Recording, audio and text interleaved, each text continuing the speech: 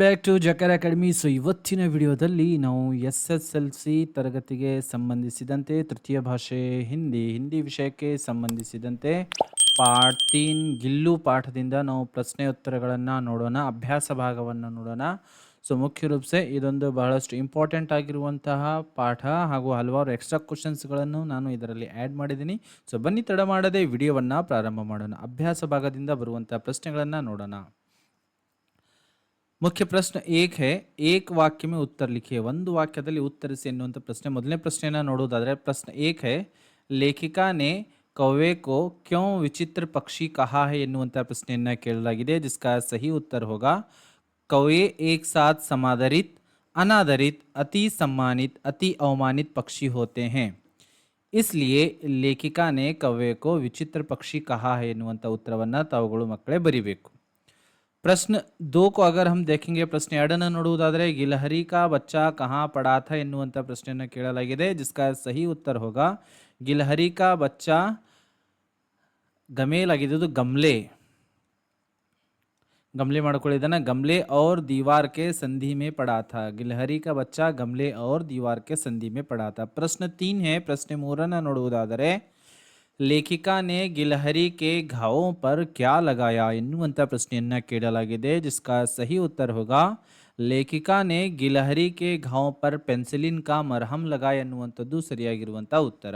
प्रश्न 4 को देखेंगे, प्रश्ನೆ 4 ನೋಡುವುದಾದರೆ वर्मा जी गिलहरी को किस नाम से बुलाती थी ಎನ್ನುವಂಥ ಪ್ರಶ್ನೆಯನ್ನು ಕೇಳಲಾಗಿದೆ. जिसका सही उत्तर है वर्मा जी गिलहरी को गिल्लू नाम से बुलाती थी ಎನ್ನುವಂಥದ್ದು ಸರಿಯಾಗಿರುವಂಥ ಉತ್ತರ.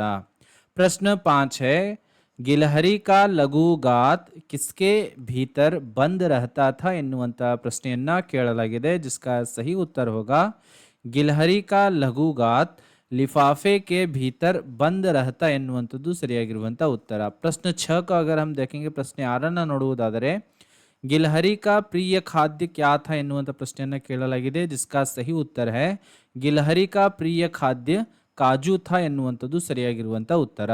7 देखेंगे, लेखिका को किस कारण से अस्पताल में रहना पड़ा ಎನ್ನುವಂಥ ಪ್ರಶ್ನೆಯನ್ನು ಕೇಳಲಾಗಿದೆ. जिसका सही उत्तर होगा लेखिका को मोटर दुर्घटना के कारण अस्पताल में रहना पड़ा ಎನ್ನುವಂಥದ್ದು ಸರಿಯಾಗಿರುವಂತಹ ಉತ್ತರ.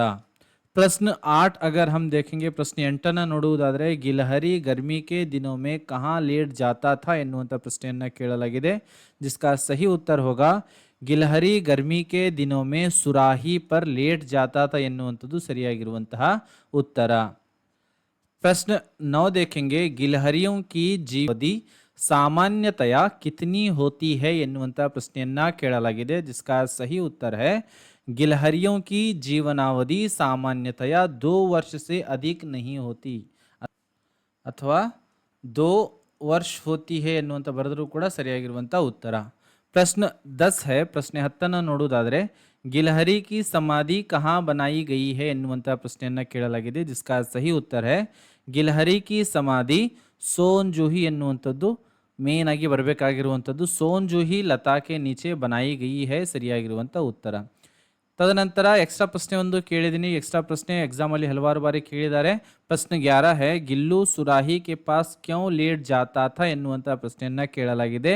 जिसका सही उत्तर होगा गिल्लू सुराही के पास गर्मी से बचने के लिए ಇದೊಂದು ಕಾರಣ ಆಗ್ತದೆ, और लेखिका के समीप रहने के लिए लेट जाता था ಎನ್ನುವಂಥದ್ದು ಎರಡು ಕಾರಣಗಳು ಮಕ್ಕಳೇ ತಾವುಗಳು ಬರೀಬೇಕು. एक गर्मी से बचने के लिए और एक लेखिका के समीप रहने के लिए गिल्लू सुराही पर लेट जाता था. ಮುಂದಿನ ಪ್ರಶ್ನೆಯತ್ತ ಸಾಗೋಣ. मुख्य प्रश्न 2 है, 2-3 ವಾಕ್यों में उत्तर लिखिए. इसके अंदर पहला प्रश्न ಇದರಲ್ಲಿ ಮೊದಲನೇ ಪ್ರಶ್ನೆ ಯಾವುದು ಅಂದರೆ लेखिका को गिलहरी किस स्थिति में दिखाई पड़ी ಎನ್ನುವಂಥ ಪ್ರಶ್ನೆಯನ್ನು ಕೇಳಲಾಗಿದೆ. जिसका उत्तर होगा कौवे के चोंचों के घाव लगने के कारण गिल्लू निश्चेष्ट सा गमले से चिपका पड़ा था. ऐसी स्थिति में लेखिका को गिलहरी दिखाई पड़ी ಎನ್ನುವಂಥದ್ದು ಸರಿಯಾಗಿರುವಂತಹ ಉತ್ತರ. प्रश्न मुख्य प्रश्न 2 देखेंगे, लेखिका ने गिल्लू के प्राण कैसे बचाए. ಹಲವಾರು ಬಾರಿ ಇದನ್ನು ಎಕ್ಸಾಮಲ್ಲಿ ಕೇಳಿದ್ದಾರೆ, ಹಲವಾರು ಬಾರಿ ಈ ಪ್ರಶ್ನೆಯನ್ನು ಎಕ್ಸಾಮಲ್ಲಿ ಕೂಡ ಕೇಳಿದ್ದಾರೆ. ಸೊ ಅತಿ ಇಂಪಾರ್ಟೆಂಟ್ ಆಗಿರುವಂಥ ಪ್ರಶ್ನೆ, लेखिका ने गिल्लू के प्राण कैसे बचाए. जिसका सही उत्तर होगा लेखिका ने घायल गिल्लू को हौले से उठाकर अपने कमरे में लाई, फिर रुई से रक्त पोंछकर घावों पर पेंसिलिन का मरहम लगाया। कई घंटों के उपचार के उपरांत उसके मुंह में एक बूंद पानी टपकाया जा सका अथवा टपकाया गया। इस प्रकार ಲೇಖಿಕಾ ने ಗಿಲ್ಲು के प्राण बचाए ಎನ್ನುವಂಥದ್ದು ಸರಿಯಾಗಿರುವಂತಹ उत्तर। प्रश्न मुख्य प्रश्न 3 देखेंगे 2-3 वाक्यों के अंदर। ಮೂರನೇ ಪ್ರಶ್ನೆಯನ್ನು ನೋಡುವುದಾದರೆ लेखिका का ध्यान आकर्षित करने के लिए गिल्लू क्या करता था ಎನ್ನುವಂತಹ ಪ್ರಶ್ನೆಯನ್ನು ಕೇಳಲಾಗಿದೆ, जिसका सही उत्तर होगा लेखिका का ध्यान आकर्षित करने के लिए गिल्लू उनके पैर तक आकर सर से पर्दे पर चढ़ जाता और फिर उसी तेजी से उतरता था।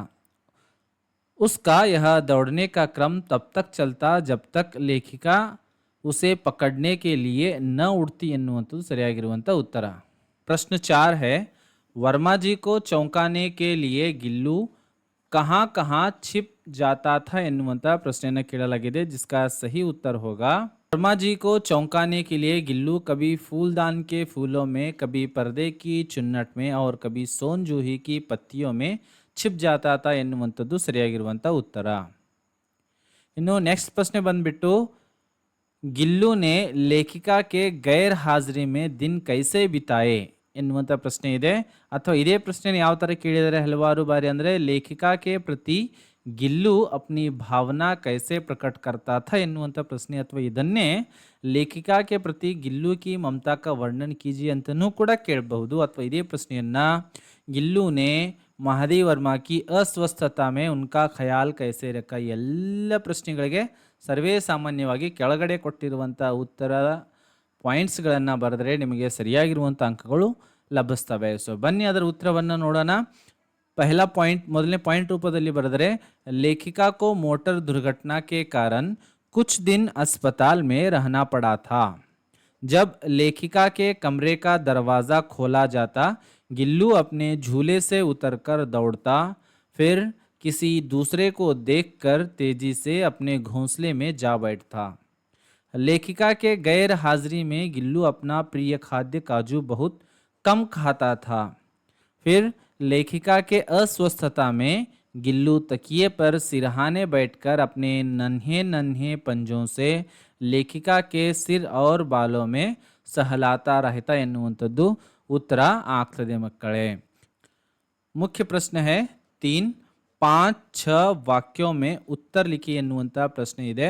ಸೊ ಅದರಲ್ಲಿ ಮೊದಲನೇದಾಗಿ ನೋಡುವುದಾದರೆ गिल्लू के ಕಾರ್ಯಕಲಾಪ ಅಥವಾ ಇದನ್ನೇ गिल्लू के ಕ್ರಿಯಾಕಲಾಪ್ के बारे में लिखी ಎನ್ನುವಂಥ ಪ್ರಶ್ನೆಯನ್ನು ಕೂಡ ಕೇಳಬಹುದು। ಇದು ಕೂಡ ಹಲವಾರು ಸಲ ಎಕ್ಸಾಮ್ಗೆ ಇಂಪಾರ್ಟೆಂಟ್ ಆಗಿರುವಂಥದ್ದು, ಹಲವಾರು ಸಲ ಇದನ್ನು ಕೂಡ ಎಕ್ಸಾಮಲ್ಲಿ ಕೇಳಿದ್ದಾರೆ।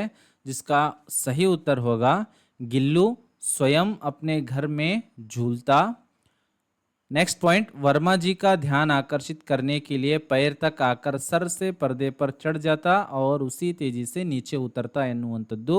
तदनंतर ಮತ್ತೆ ಮುಂದುವರೆದು वर्मा जी को चौंकाने के लिए गिल्लू कभी फूलदान के फूलों में, कभी पर्दे की चुन्नट में और कभी सोन जूही की पत्तियों में छिप जाता था। दिन भर गिलहरियों के झुंड का नेता बना हर डाल आगे ಇದು हर डाल ಅಂತ ಆಗಬೇಕು। हर डाल पर उछलता कूदता और ठीक 4 बजे घर आकर अपने झूले में झूलने लगता। नेक्स्ट पॉइंट ಏನು ಬರೀಬೇಕಂದ್ರೆ लेखिका की थाली के पास बैठकर बड़ी सफाई से खाना खाता था। ಹೀಗೆ ಒಂದಿಷ್ಟು ಪಾಯಿಂಟ್ಸ್ಗಳನ್ನು ಬರೆದರೆ गिल्लू के क्रियाकलाप के बारे में हम उत्तर दे सकेंगे। नेक्स्ट प्रश्न ಏನಿದೆ ಅಂದರೆ प्रश्न 2 है, लेखिका ने गिलहरी को क्या क्या सिखाया ಎನ್ನುವಂಥ ಪ್ರಶ್ನೆಯನ್ನು ಕೇಳಲಾಗಿದೆ। जिसका उत्तर होगा लेखिका खाने के कमरे में पहुंचती गिल्लू खिड़की से निकलकर आंगन की दीवार बारामदा पार करके मेज पर पहुंच जाता और उनकी थाली में बैठ जाना चाहता। बड़ी कठिनाई से लेखिका ने उसे थाली के पास बैठना सिखाया, जहां बैठकर वह उनकी थाली में से एक एक चावल उठाकर बड़ी सफाई से खाता रहता। ಇಷ್ಟು ಬರೆದರೆ ನಿಮಗೆ ಅಂಕಗಳು ಲಭಿಸ್ತವೆ। ಇದನ್ನು ಕೂಡ ಹಲವಾರು ಸಲ ಪರೀಕ್ಷೆಯಲ್ಲಿ ಕೇಳಲಾಗಿದೆ। अब हमारा प्रश्न संख्या है 3, प्रश्न संख्या 3 ನೋಡುವುದಾದರೆ गिल्लू के अंतिम दिनों का वर्णन कीजिए अथवा ಇದೇ ಪ್ರಶ್ನೆಯನ್ನು ಮತ್ತೆ ಯಾವ ಥರ ಕೇಳ್ತಾರೆ ಅಂದರೆ ಗಿಲ್ಲು ಕೆ ದುಃಖದ ಅಂತ್ ಕೆ ಬಾರೆ ಮೇ ಲಿಖಿಯೇ. ಸೊ ಈ ಸಲ ಎಕ್ಸಾಮಲ್ಲಿ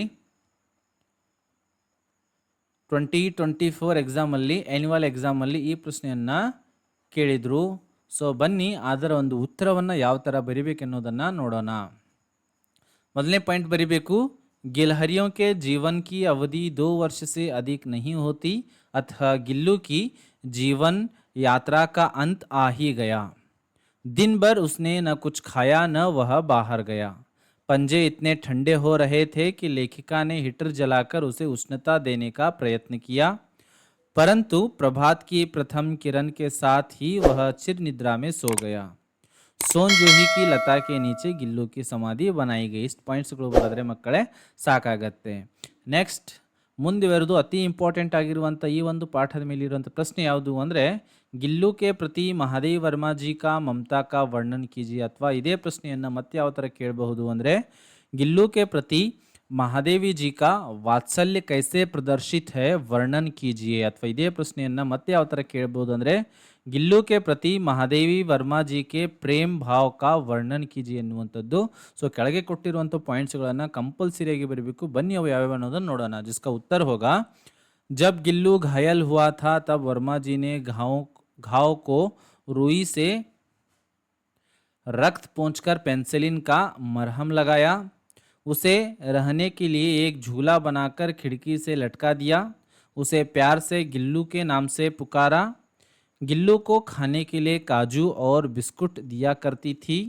थाली में से एक एक चावल उठाकर सफाई से खाना सिखाया. अन्य गिलहरियों के साथ खेलने के लिए उसे एक व्यवस्था की. गिल्लू के अंतिम दिनों में उसे बचाने की पूरी कोशिश की. हीटर जलाकर उसे उष्णता देने का प्रयास किया. नेक्स्ट ಇನ್ನೊಂದು ಪಾಯಿಂಟ್ ಯಾವುದು ಬರೀಬೇಕು ಅಂದರೆ उसकी मृत्यु के बाद सोन जूही लता के नीचे समाधि बनाई गई है. इस प्रकार महादेव वर्मा जी ने गिल्लू के प्रति अपनी ममता को दर्शाया है अथवा प्रकट किया है. इस प्रकार महादेव वर्मा जी की ममता दिखाई देती ಎನ್ನುವಂಥದ್ದು. ಇಷ್ಟು ಪಾಯಿಂಟ್ಸ್ಗಳನ್ನು ಮಕ್ಕಳೇ ತಾವುಗಳು ಬರೀಬೇಕು. ನೆಕ್ಸ್ಟ್ ಮುಂದುವರೆದು रिक्त स्थान बरिए बिट्ट स्थळವನ್ನು ತುಂಬಿ ಅಂತ ಇದೆ. ಮೊದಲನೇ ಬಿಟ್ಟ ಸ್ಥಳ ನೋಡುವುದಾದರೆ यह डैश डैश भी विचित्र पक्षी है. तो सही उत्तर होगा काकभुशुंडी. यह काकभुशुंडी भी विचित्र पक्षी है. दूसरा रिक्त स्थान देखेंगे, उसी बीच मुझे डैश डैश में आहत होकर कुछ दिन अस्पताल में रहना पड़ा अंततः मोटर दुर्घटना में आहत होकर. प्रश्न 3 है, रिक्त स्थान 3 है, गिल्लू के जीवन का प्रथम डैश डैश आया. प्रथम वसंत आया. रिक्त स्थान 4 है, मेरे पास बहुत सारे डैश डैश हैं पशु पक्षी हैं. मेरे पास बहुत सारे पशु पक्षी हैं. प्रश्न 5 देखेंगे, गिल्लू की डैश डैश का अंत आ ही गया. जीवन यात्रा का अंत आ ही गया. अब हम देखेंगे अनुरूप शब्द लिखिए. अनुरूप शब्द लिखिए. पहला अनुरूप शब्द है 1907 ಮಹಾದೇವ್ ವರ್ಮಾ का जन्म. ಸೊ ಇಲ್ಲಿ ಸಂಬಂಧ ಏನಿದೆಯಪ್ಪ ಅಂದರೆ ಈ ಇಸ್ವಿಯಲ್ಲಿ ಮಹಾದೇವ್ ವರ್ಮಾ ಅವ್ರದ್ದು ಏನಾಗಿದೆ, ಜನ್ಮವಾಗಿದೆ. सन 1987 क्या हुआ था, वर्मा जी का निधन. दूसरा अनुरूप प्रश्न देखेंगे, गुलाब यह एक पौधा है और सोन जूही एक लता. हम सफ़ेद, यहाँ पर रंग को बतलाया गया. हंस का रंग कैसा होता है, सफ़ेद होता है. कव्वे का रंग कैसा होता है, काला. ಸರಿಯಾಗಿರುವಂಥ ಉತ್ತರ. बिल्ली म्याऊ म्याऊ, बिल्ली की ध्वनि कैसी होती है, म्याऊ म्याऊ. इसी प्रकार से गिल्लू की ध्वनि कैसे है पुस्तक के अंदर, चिक चिक. कोयल मधुर स्वर, कौवा कर्कश स्वर. ಮತ್ತೆ ಎರಡು ಎಕ್ಸ್ಟ್ರಾ ಅನುರೂಪದ ಪ್ರಶ್ನೆಗಳನ್ನು ಕೊಟ್ಟಿದ್ದೀನಿ. ಗಿಲ್ಲುಗೆ ಇದು ಪ್ರಿಯಲತಾ ಆಗಬೇಕು. ಇದು ಗಿಲ್ಲುಕಿ ಪ್ರಿಯಲತಾ. ಸೊ ಇದನ್ನು ಇಲ್ಲಿ ಪ್ರಿಯ ಅಂತ ಮಾಡ್ಕೊಳ್ಳಿ. ಗಿಲ್ಲುಕಿ प्रियलता. सोन जूही, गिल्लू का प्रिय खाद्य काजू. गिल्लू का प्रिय खाद्य क्या था, काजू. गिल्लू की पूंछ झब्बेदार. गिल्लू की आंखें चंचल चमकीली थी. ಸೊ ಈ ಥರ ಎರಡು ಎಕ್ಸ್ಟ್ರಾ ಅನುರೂಪದ ಪ್ರಶ್ನೆಗಳನ್ನು ಕೂಡ ಕೊಟ್ಟಿದ್ದೀನಿ. ಹಲವಾರು ಸಲ ಪರೀಕ್ಷೆಗೂ ಕೂಡ ಕೇಳಲಾಗಿದೆ. अब हम देखेंगे मुख्य प्रश्न 6, ಕನ್ನಡ या अंग्रेजी में अनुवाद कीजिए ಎನ್ನುವಂಥದ್ದು. ಮೊದಲನೇ ಅನುವಾದವನ್ನು ನೋಡುವುದಾದರೆ, कई घंटों के उपचार के उपरांत उसके मुंह में एक बूंद पानी टपकाया जा सका. ಹಲವಾರು ಗಂಟೆಗಳ ಚಿಕಿತ್ಸೆಯ ನಂತರ ಅದರ ಬಾಯಿಯಲ್ಲಿ, ಅದರ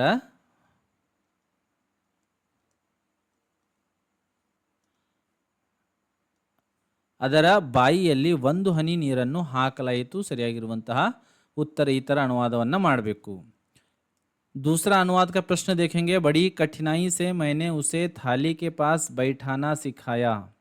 जिसका सही उत्तर होगा ಬಹಳ ಕಷ್ಟದಿಂದ ಅಥವಾ ಬಹಳಷ್ಟು ಪರಿಶ್ರಮದಿಂದ ನಾನು ಅದಕ್ಕೆ ತಟ್ಟೆಯ ಹತ್ತಿರ ಕುಳಿತುಕೊಳ್ಳುವುದನ್ನು ಕಲಿಸಿದೆ. अनुवाद का प्रश्न 3 है. गिल्लू मेरे पास रखी सुराही पर लेट जाता था. ಗಿಲ್ಲು ನನ್ನ ಬಳಿ ಇಟ್ಟಿದ್ದ ನೀರಿನ ಪಾತ್ರೆಯ ಮೇಲೆ ಅಥವಾ ನೀರಿನ ಮುಚ್ಚಳದ ಮೇಲೆ ಹೂಜಿಯ ಮುಚ್ಚಳದ ಮೇಲೆ ಮಲಗುತ್ತಿತ್ತು ಎನ್ನುವಂಥದ್ದನ್ನು ಕೂಡ ಸರಿಯಾಗಿರುವಂಥ ಉತ್ತರ. ನಿಮ್ಮ ಅದರಲ್ಲಿ ಯಾವುದಾದ್ರೂ ಒಂದನ್ನು ಬರಿಬಹುದು. अनुवाद का प्रश्न है. 4 दिन भर गिल्लू ने न कुछ खाया न वह बाहर गया. तो इसका कन्नड़ में अनुवाद होगा ದಿನವಿಡೀ ಗಿಲ್ಲು ಏನು ತಿನ್ನಲೂ ಇಲ್ಲ ಹೊರಗೂ ಸಹ ಹೋಗಲಿಲ್ಲ ಎನ್ನುವಂಥದ್ದು ಸರಿಯಾಗಿರುವಂಥ ಉತ್ತರ. प्रश्न 7 देखेंगे. दिए गए सही स्त्रीलिंग शब्दों को चुनकर संबंधित पुल्लिंग शब्दों के आगे लिखिए. ಇಲ್ಲಿ ಒಂದಿಷ್ಟು ಸ್ತ್ರೀಲಿಂಗ ಶಬ್ದಗಳನ್ನು ಕೊಟ್ಟಿದ್ದಾರೆ. ಪುಲ್ಲಿಂಗ ಹಾಗೂ ಸ್ತ್ರೀಲಿಂಗವನ್ನು ಬರೀಬೇಕು. ಇಲ್ಲಿ ನಾನು ಪಟ್ಟಿಯನ್ನು ಮಾಡಿದ್ದೀನಿ. ಈ ಕಡೆ पुल्लिंग शब्द ಇದೆ, इधर स्त्रीलिंग है. लेखक इसका स्त्रीलिंग रूप होगा लेखिका. श्रीमान इसका स्त्रीलिंग रूप है श्रीमती. मयूर इसका स्त्रीलिंग रूप है मयूरी. कुत्ता इसका स्त्रीलिंग रूप है कुतिया. खाली जगह भरिए. वचन के बारे में दिया गया है. प्रश्न 8 है, वचन के संबंधित है. एक वचन और बहुवचन लिखना चाहिए. ಒಂದು ಏಕವಚನ ಮತ್ತು ಬಹುವಚನ ಬರಿಬೇಕಾಗಿದೆ.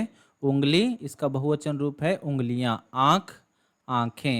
पूंछ पूंछें. खिड़की खिड़कियां. ಇಲ್ಲಿ ನೋಡಿ ಫೂಲ್ ಏನಾಗುತ್ತೆ, ಫೂಲ್ ಸದಾ ಯಾವತ್ತಿಗೂ ಕೂಡ ಫೂಲ್ ಆಗಿನೇ ಉಳಿತದೆ, ಇದು ಬದಲಾಗಂಗಿಲ್ಲ. इसी प्रकार से पंजा इसका बहुवचन रूप होगा पंजे. लिफाफा इसका बहुवचन रूप होगा लिफाफे. कौआ इसका बहुवचन रूप होगा कौए. गमला इसका बहुवचन रूप होगा गमले. घोंसला इसका बहुवचन रूप होगा घोंसले. तो यहाँ पर प्रश्न 9 है. उदाहरण के अनुसार प्रेरणार्थक क्रिया रूप लिखिए. ಉದಾಹರಣೆಗೆ ಅನುಸಾರವಾಗಿ ಪ್ರೇರಣಾರ್ಥಕ ಕ್ರಿಯಾರೂಪವನ್ನು ಬರೀಬೇಕು. ಇಲ್ಲಿ ಉದಾಹರಣೆ ಏನು ಕೊಟ್ಟಿದ್ದಾರೆ, ಚಿಪಕ್ನ चिपकाना चिपकवाना. सो ಇಲ್ಲಿ ಏನು ಬದಲಾವಣೆ ಆಗಿದೆ, मूल क्रिया शब्द चिपकना है, इसी प्रकार से चिपकाना. यहाँ पर क्या हो गया है, क का जो अंतिम अक्षर के पहले आने वाला क होता है वह क्या हो गया है, आकारांत हो गया, यानी कि का हो गया है. तो यहाँ पर क्या होता है, चिपकाना. और द्वितीय प्रेरणार्थक के अंदर यहाँ पर ಇಲ್ಲಿ ಏನಾಗಿದೆಪ್ಪ ಅಂತಂದ್ರೆ ಚಿಪಕನ.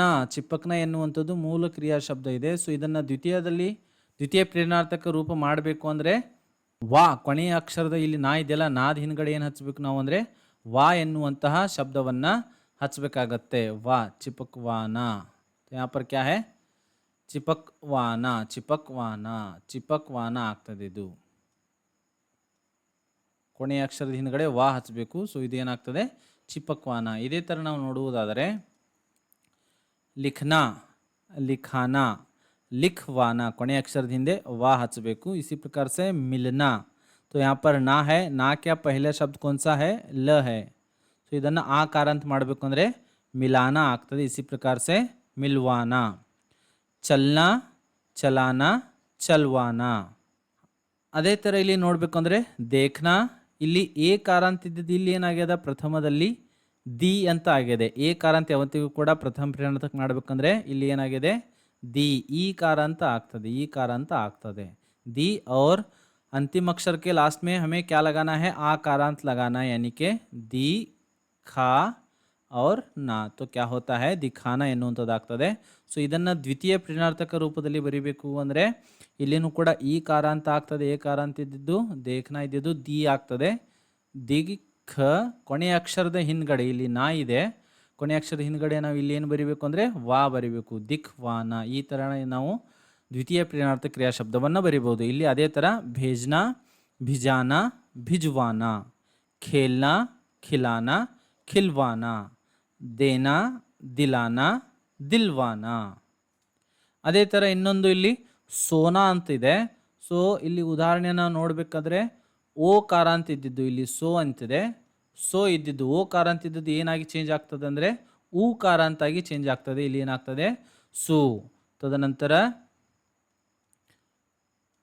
ಕೊನೆಯ ಅಕ್ಷರದ ಹಿಂದೆ ಆಕಾರ ಅಂತ ಹಚ್ಚಬೇಕು, ಏನಾಗ್ತದೆ ಅದು ಸುಲಾನ. इसी प्रकार से वा लगाने से द्वितीय प्रेरणार्थक हो जाएगा सुलवाना, सोना सुलाना, सुलवाना हो जाएगी। इसी प्रकार से रोना रुलाना, रुलवाना, धोना धुलाना, धुलवाना, खोलना खुलाना, खुलवाना। ಈ ತರ ಪ್ರಥಮ ಹಾಗೂ ದ್ವಿತೀಯ ಪ್ರೇರಣಾರ್ಥಕವನ್ನು ನೋಡಬಹುದು। इसी प्रकार से पीना, यहाँ पर क्या हो गया है, यहाँ पर ದೀರ್ಘ ಇದೆ, ಇಲ್ಲಿ ಪಿ ಅಂತದಿದೆ ದೀರ್ಘ ಇದೆ, ಪ್ರಥಮ ಪ್ರೇರಣಾರ್ಥಕ ಆಗಬೇಕು ಅಂದ್ರೆ ಇದೇನಾಗ್ತದೆ ಹ್ರಸ್ವ ಆಗ್ತದೆ।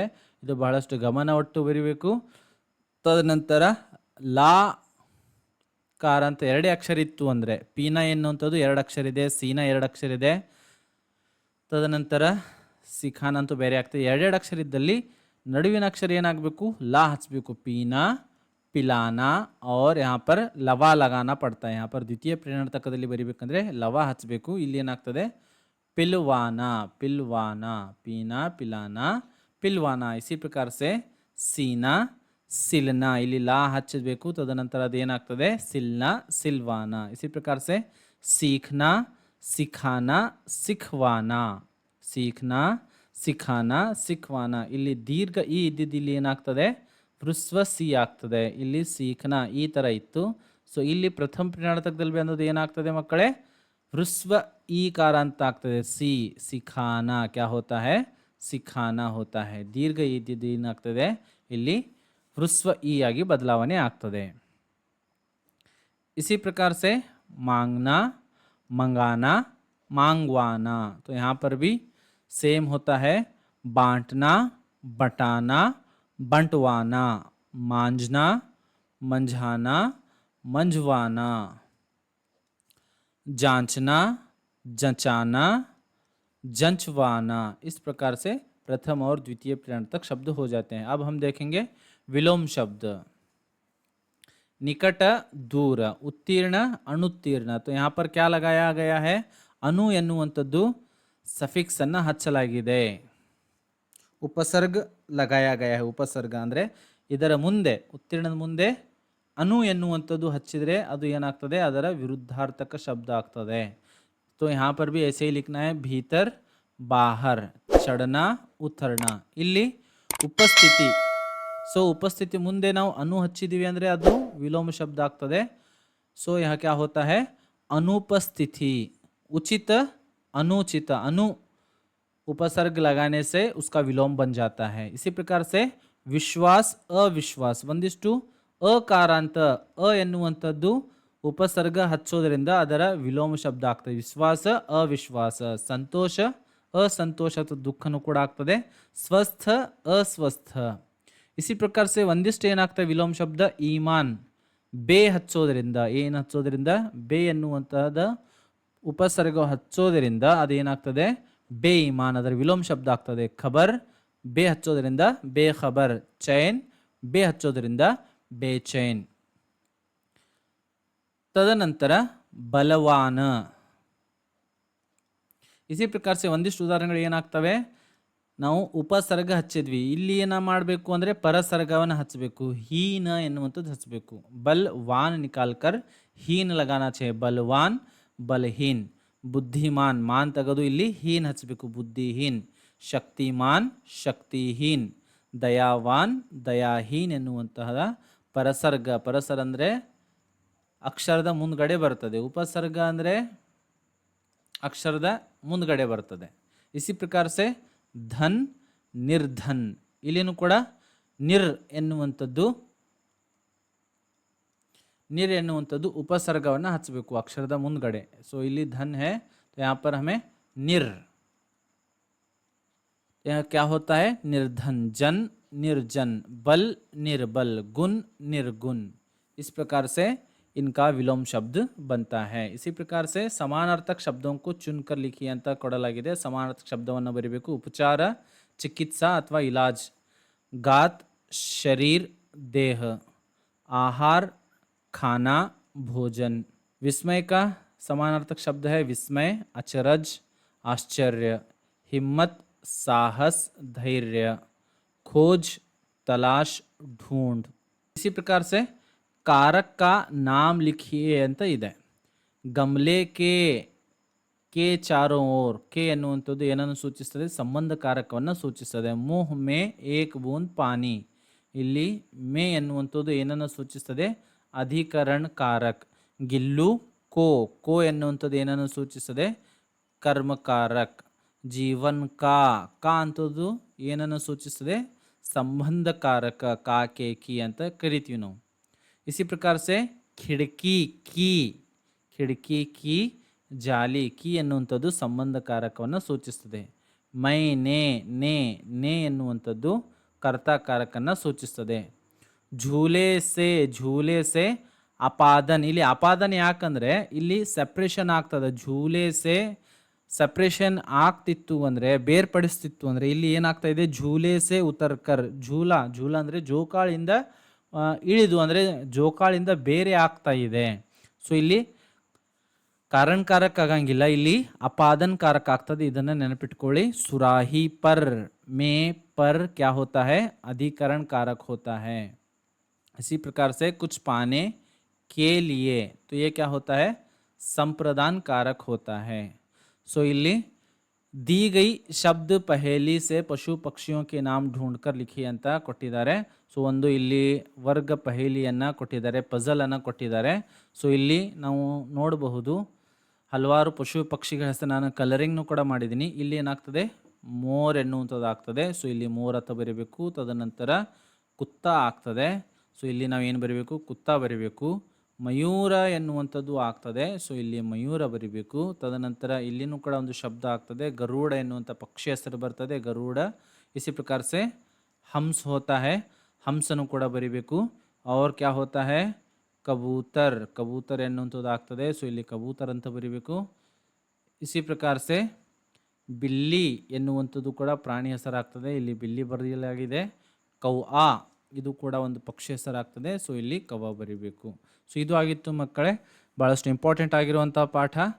ಹಾಗೂ ಈ ಒಂದು ಅಭ್ಯಾಸ ಭಾಗದಿಂದ ಬಹಳಷ್ಟು ಪ್ರಶ್ನೆಗಳು ಕೂಡ ಬರ್ತವೆ ನಿಮ್ಮ ಆ್ಯನ್ಯುವಲ್ ಎಕ್ಸಾಮ್ಗೆ. ಸೊ ಇದನ್ನು ಆ್ಯಕ್ಯುರೇಟಾಗಿ ಹೀಗೆ ಬರೀರಿ. ಒಂದಿಷ್ಟು ಗ್ರಾಮೆಟಿಕಲ್ ಮಿಸ್ಟೇಕ್ಸ್ ಇರಬಹುದು, ಅದನ್ನು ಸರಿಪಡಿಸ್ಕೊಂಡು ತಾವುಗಳು ಬರಿಬೇಕು. ತದನಂತರ ವ್ಯಾಕರಣ ಭಾಗ, ಸಂಧಿ ಏನಿದೆ, ವ್ಯಾಕರಣ ಭಾಷಾಜ್ಞಾನ ಏನಿದೆ, ಅದನ್ನು ಸಪ್ರೇಟ್ ಕ್ಲಾಸಲ್ಲಿ ನಾವು ಡಿಸ್ಕಷನನ್ನು ಮಾಡೋಣ. ಭಾಷಾಜ್ಞಾನ ಸಂಧಿಗಳ ಬಗ್ಗೆನೇ ಒಂದು ಸಪ್ರೇಟ್ ಕ್ಲಾಸನ್ನು ನಾನು ಮಾಡ್ತೀನಿ ಮುಂದಿನ ದಿನಮಾನಗಳಲ್ಲಿ. ಅಲ್ಲಿ ನಾವು ಅದರ ಬಗ್ಗೆ ಅಭ್ಯಾಸವನ್ನು ಮಾಡೋಣ. ಸೊ ಇಷ್ಟು ಬರೀಬೇಕು. ಸೊ ಈ ಒಂದು ವಿಡಿಯೋ ನಿಮಗೆ ಇಷ್ಟವಾಗಿದ್ದರೆ ಜಕಾರ ಅಕಾಡೆಮಿಯನ್ನು ತಪ್ಪದೇ ಸಬ್ಸ್ಕ್ರೈಬ್ ಮಾಡಿ, ಫಾಲೋ ಮಾಡಿ, ಶೇರ್ ಮಾಡಿ, ಹಾಗೂ ಇದನ್ನು ನಿಮ್ಮ ವಿದ್ಯಾರ್ಥಿಗಳ ಜೊತೆಗೆ, ನಿಮ್ಮ ಫ್ರೆಂಡ್ಸ್ಗಳ ಜೊತೆಗೆ ಹಂಚಿಕೊಳ್ಳಿ. ಮತ್ತೆ ನಾವು ಭೇಟಿಯಾಗೋಣ ಮುಂದಿನ ವಿಡಿಯೋದಲ್ಲಿ. ಜೈ ಹಿಂದ್.